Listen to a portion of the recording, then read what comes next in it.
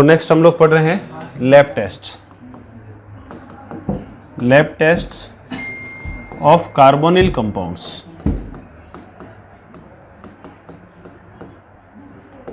Lab tests of carbonyl compound.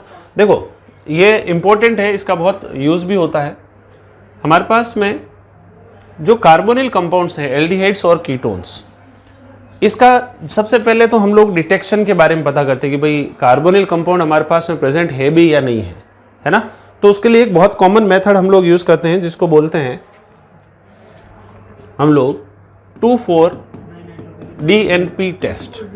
वैसे तो अभी हम लोग केमिकल रिएक्शंस पढ़ेंगे तो 2,4-DNP वगैरह इनका मैकेनिज्म्स के साथ में ये चीजें पढ़ेंगे, है ना। 2,4-DNP और ये पहले भी हम लोग पढ़ चुके हैं। इसको ब्रेडीज रिएजेंट बोलते हैं, ब्रेडीज रिएजेंट, ठीक है।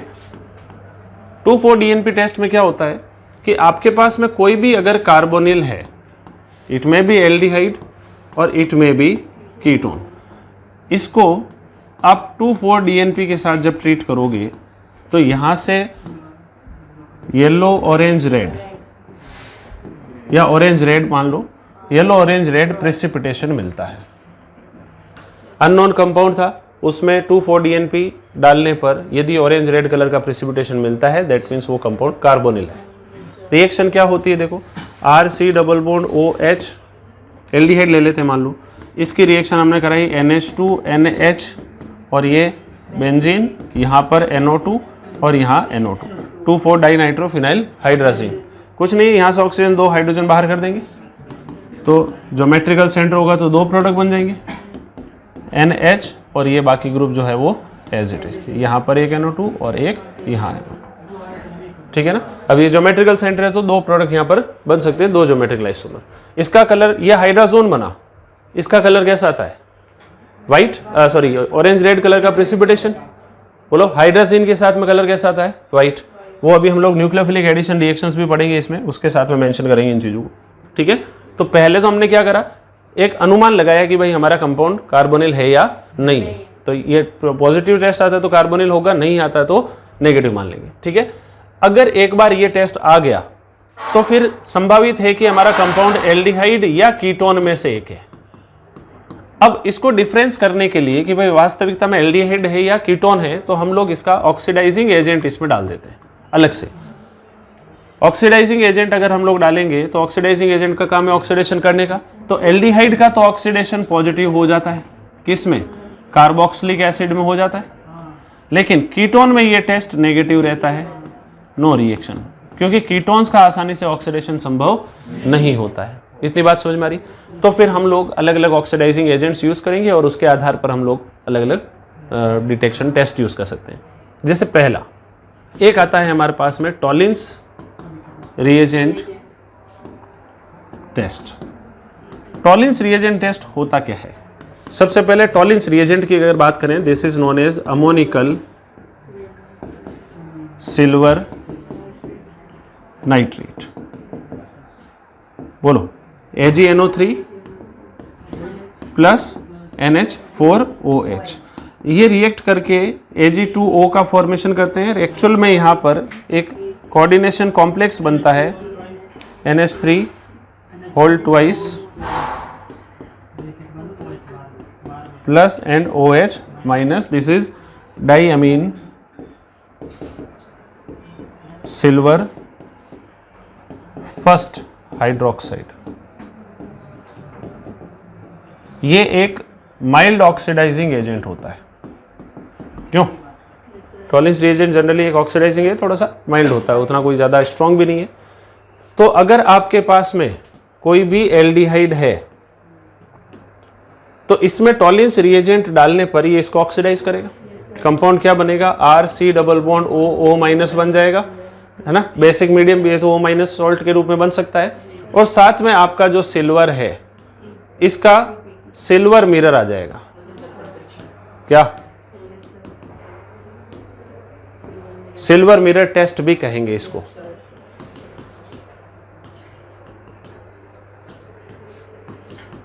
रजत दर्पण परीक्षण। तो अगर मान लो अननोन कंपाउंड था, 2,4-DNP टेस्ट पॉजिटिव दे रहा है, बाद में हमने उसमें टॉलिन्स रिएजेंट अगर डाला हो, टॉलिन्स रिएजेंट डाल के हीट करने पर यदि टेस्ट ट्यूब के चारों ओर मिरर के जैसी कोटिंग हो जाती है सिल्वर कलर की, तो उस वो टेस्ट सिल्वर में अगर टेस्ट पॉजिटिव आएगा, इसका मतलब ये कंफर्म है कि कंपाउंड क्या होगा, एल्डिहाइड होगा। समझ में आ गया। लेकिन अगर कीटोन की अगर बात करें, मान लो जैसे अपने C डबल बॉन्ड OH लिया, R लिया, इसमें टॉलिन्स रिएजेंट डालने पर टेस्ट क्या आ जाएगा, नेगेटिव आ जाएगा। इतनी बात समझ में आती है। इसमें ध्यान रखने वाली बातें क्या है, ये समझना ढंग से कि भाई हमारे पास में ये टेस्ट कौन कौन से पॉजिटिव देते हैं कंपाउंड्स, उसके बारे में बात कर लें। टॉलिन्स रिएजेंट टेस्ट जो है सारे प्रकार के एल्डिहाइड्स हो गए। कीटोन ये टेस्ट देंगे नहीं। Alpha hydroxy ketones, formic acid, alpha hydroxy ketone, formic acids, ये सब कंपाउंड जो हैं टॉलिन्स रिएजेंट टेस्ट क्या करेंगे, पॉजिटिव देंगे। और कीटोन्स ये टेस्ट क्या करेंगे, नेगेटिव देंगे। 2,4-DNP टेस्ट जो है वो ग्लूकोज नहीं देता है। क्या? Glucose do not give 2,4-DNP test, क्योंकि वो साइक्लिक हेमी एसिटल फॉर्म के अंदर रहता है। समझ में आ गया। कीटोन ये टेस्ट पॉजिटिव देगा। अब मान लो जैसे फ्रक्टोज की अगर बात, ग्लूकोज की बात करते हैं पहले। ग्लूकोज जो है वो टॉलिन्स रिएजेंट टेस्ट क्या करेगा, पॉजिटिव शो करेगा। फ्रक्टोज जो है ये भी टॉलिन्स रिएजेंट टेस्ट क्या करेगा, पॉजिटिव शो करेगा। अब ये तो एल्डिहाइड है, जबकि ये क्या है, कीटोन। अब ऐसा क्यों हो रहा है कि भाई हमारे पास में ये जो कंपाउंड है C double bond OCHOH, this is alpha hydroxy ketone, और जब आप इसमें टॉलिन्स रिएजेंट डालोगे तो बेसिक मीडियम की वजह से इसमें टॉटोमेरिज्म होगी, और ये दोनों ग्रुप्स अपनी लोकेशन को क्या कर लेंगे, इंटरचेंज कर लेंगे। यहाँ OH बन जाएगा और यहाँ डबल बॉन्ड OH, और जैसे ही एल्डिहाइड आएगा टॉलिन्स रिएजेंट टेस्ट क्या आ जाएगा, पॉजिटिव। तो OH and C double bond O group जो है दोनों अपनी लोकेशन को क्या करते हैं, टॉटोमेरिज्म के थ्रू इंटरचेंज करते हैं, जिसकी वजह से ये टेस्ट क्या आएगा, पॉजिटिव आ जाएगा। क्लियर हो गई बात। इसके अलावा हमारे पास में एक और टेस्ट आता है जिसको हम लोग बोलते हैं Fehling solution test. Fehling solution test. अब ये थोड़ा सा ढंग से समझना, क्योंकि ये सेम चीज़ जो है वो बेनेडिक्ट सॉल्यूशन में भी चलने वाली है। फेलेंग सॉल्यूशन टेस्ट जो है वो कैसे होगा, देखो इसमें फेलेंग सॉल्यूशन जो है बेसिकली ये दो टाइप का होता है लैब के अंदर। एक फेलेंग सॉल्यूशन A और एक होता है Fehling solution B। Fehling solution A is nothing but copper sulphate, है ना, कॉपर सल्फेट का सॉल्यूशन है, एक्वस कॉपर सल्फेट है ये बेसिकली, एक्वस CuSO4 सॉल्यूशन, ठीक है। और फेलिंग सॉल्यूशन B जो है that is sodium potassium tartrate, alkaline solution है, ध्यान रखना।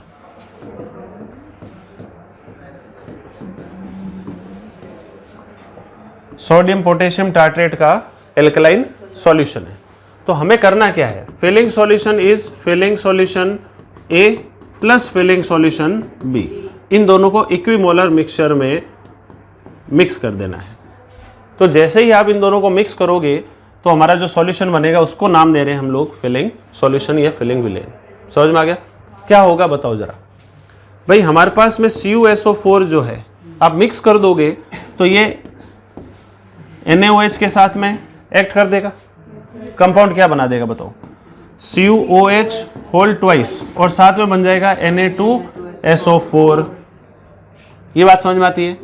अब ये जो CuOH होल ट्वाइस जो है ये क्या करेगा, सोडियम पोटेशियम टार्ट्रेट क्या होता है, देखो टार्ट्रिक एसिड होता है COH, यहाँ बाकी जगह पर ये ऐसे OH और H इस तरीके से होता है, दिस इज टार्ट्रिक एसिड, है ना। तो अब इस H की जगह पर एक तरफ तो O- Na+ होगा और एक तरफ O- और K+ होगा, इसको रोसेल सॉल्ट भी बोलते हैं।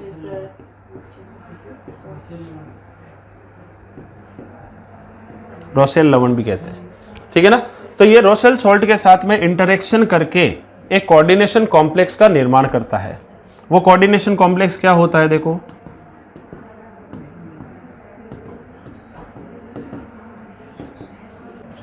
ये जो रोसेल सॉल्ट है वो कॉपर के साथ में एक कोऑर्डिनेशन कॉम्प्लेक्स बनाता है इस तरीके से।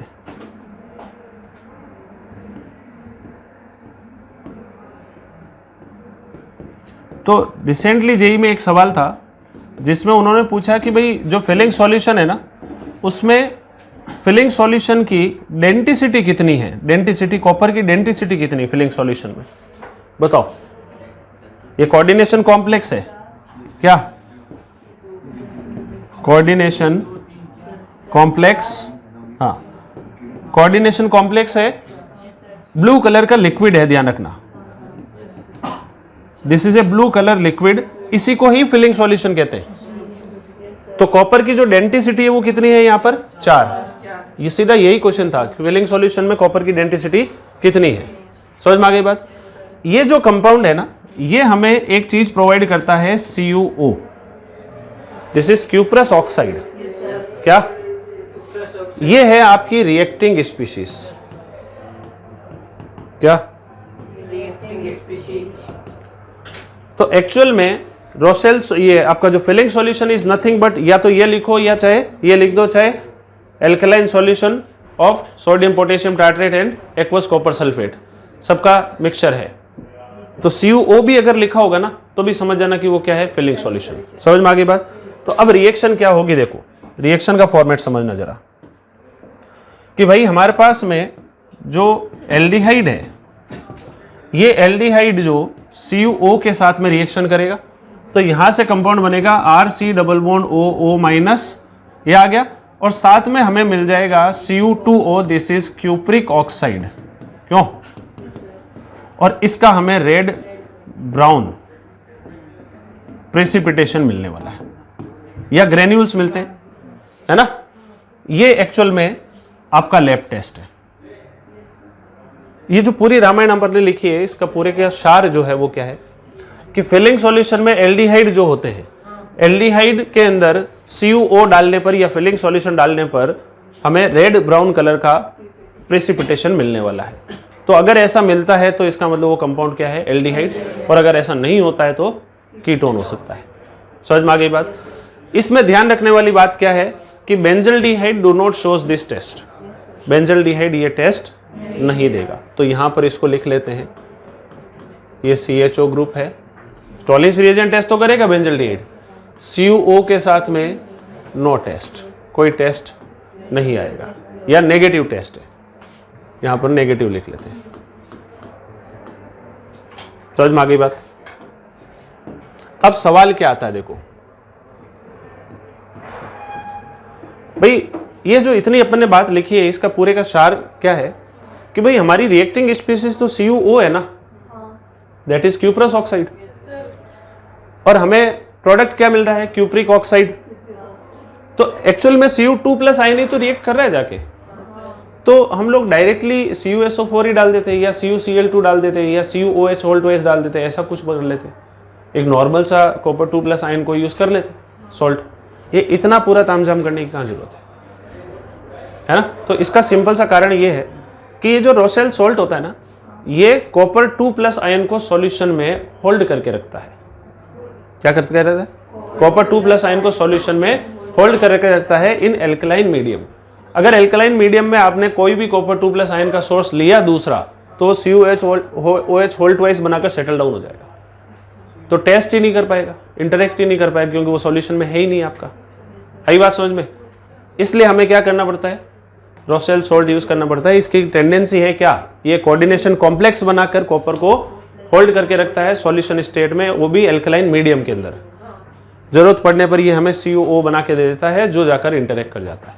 क्लियर हो गई बात? याद रहेगी। बेनेडिक्ट सॉल्यूशन की बात करते हैं। इसके आगे जो नेक्स्ट टेस्ट है that is Benedict solution test.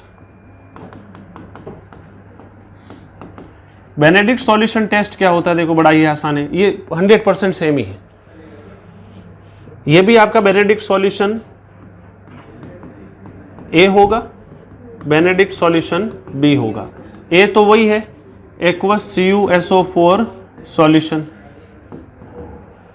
और बेनेडिक्ट सॉल्यूशन बी जो है that is alkaline solution of sodium citrate. वहां सोडियम पोटेशियम टार्ट्रेट था, इस बार सोडियम सिट्रेट है। तो बेनेडिक्ट सॉल्यूशन ए प्लस बेनेडिक्ट सॉल्यूशन बी 1:1 के अंदर मिक्स कर देना है, इससे जो सॉल्यूशन बनेगा वो कहलाएगा बेनेडिक्ट सॉल्यूशन। इतनी बात समझ में आ गई। रिएक्शन क्या होगी बोलो? NaOH प्लस CuSO4 क्या बनाएंगे? Na2SO4 plus CuOH whole twice. फिर ये CuOH होल ट्वाइस जो है ये इसके साथ सोडियम सिट्रेट के साथ में जाके इंटरेक्ट करेगा। What is sodium citrate? CH2 COO minus Na plus CHCOO minus Na plus, यहाँ पर एक OH, ये H नहीं आएगा ना, CH2COO माइनस Na प्लस, यहाँ H होते तो सिट्रिक एसिड कहलाता, ये सोडियम सिट्रेट।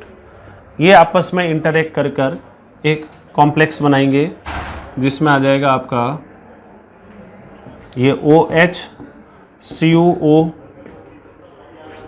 और ये पूरा group CH2COO minus Na plus COO minus Na plus and CH2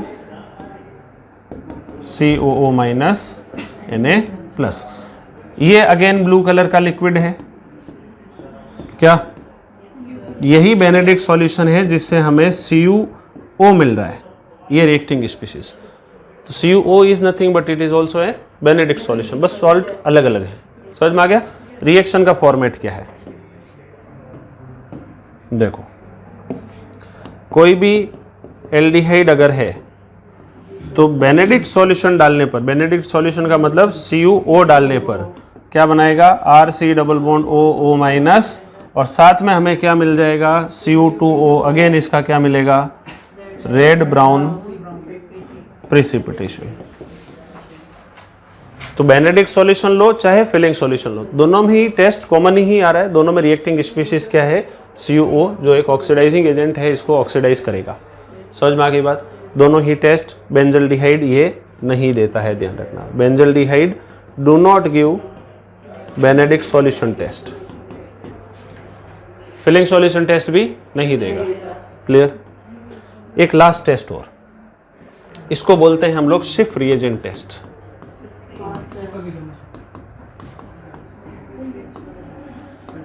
shift reagent test. शिफ्ट रिएजेंट टेस्ट क्या होता है? अच्छा, शिफ्ट बेस जो है वो अलग चीज है। शिफ्ट रिएजेंट क्या होता है? ये बेसिकली रोजेनिलीन हाइड्रोक्लोराइड एक कंपाउंड होता है हमारे पास में इस टाइप का,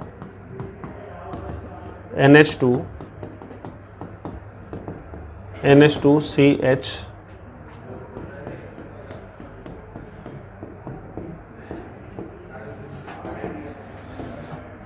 ये इस कंपाउंड को बोलते हैं रोजेनिलीन हाइड्रोक्लोराइड।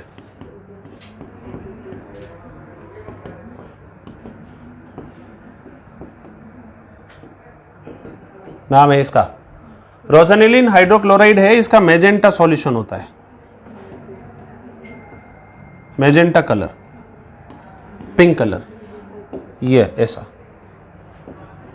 पिंक कलर होता है इसका। इसको हमने क्या करा? SO2, इसके अंदर SO2 गैस पास करवा दी हमने। तो जैसे ही SO2 गैस पास कराओगे इसका कलर जो है वो गायब हो जाएगा, डिसअपेयर हो जाएगा। तो यहां से जो सॉल्यूशन बनेगा उसको बोलते हैं shift reagent. Shift reagent, clear? ये आपका कलरलेस है, ध्यान रखना। ये बेसिकली क्या है? रोजेनिलीन हाइड्रोक्लोराइड में SO2 गैस पास करा के इसके कलर को गायब कर दिया गया है। तो जो सॉल्यूशन बना है उसी को नाम दिया है शिफ्ट रिएजेंट। समझ में आ गया? अब ये कलरलेस हो गया। इसको एल्डिहाइड के साथ में ट्रीट कर दोगे ना, तो ये इस एल्डिहाइड को कर देगा ऑक्सीडाइज कार्बोक्सिलिक एसिड में, और इसका पिंक कलर जो है वो वापस से डिसअपियर, वापस से आ जाएगा। Pink colour restores. क्या?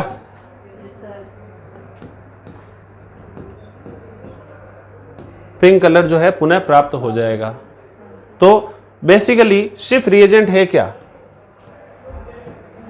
Magenta solution in H2SO3। H2SO3 के अंदर मैजेंटा सॉल्यूशन होता है शिफ्ट रिएजेंट। क्लियर? कोई डाउट यहां तक? बेंजल्डिहाइड शिफ्ट रिएजेंट टेस्ट क्या करेगा? Negative test. शिफ्ट रिएजेंट नेगेटिव। ध्यान रखना, बेंजल्डिहाइड ना तो फिलिंग सॉल्यूशन टेस्ट देता है, ना वेनेडिक सॉल्यूशन देता है, और ना ही शिफ्ट रिएजेंट टेस्ट देता है। शिफ्ट reagent test is nothing but आपके पास में रोजेनिलिन हाइड्रोक्लोराइड का एक सॉल्यूशन था जो पिंक कलर का था, उसमें SO2 गैस पास करवाई हमने, है ना? SO2 गैस पास कराई हमने, तो उसका कलर जो है वो कलरलेस हो गया, डिसअपेयर हो गया, और उसके अंदर आपने एल्डिहाइड डाल दिया, तो एल्डिहाइड उसके पिंक कलर को पुनः प्राप्त करवा देता है ना? समझ में आ रही है कि नहीं आ रही बात? बस H2SO3 नहीं, मैजेंटा सॉल्यूशन इन SO3। हाँ ठीक है, ठीक है ना? H2SO3 होता है वैसे तो, लेकिन SO3 हम लोग लिख सकते हैं इसमें। क्लियर? ये इतना जो टेस्ट है ये सारे आपके लैब टेस्ट पूरे हो गए।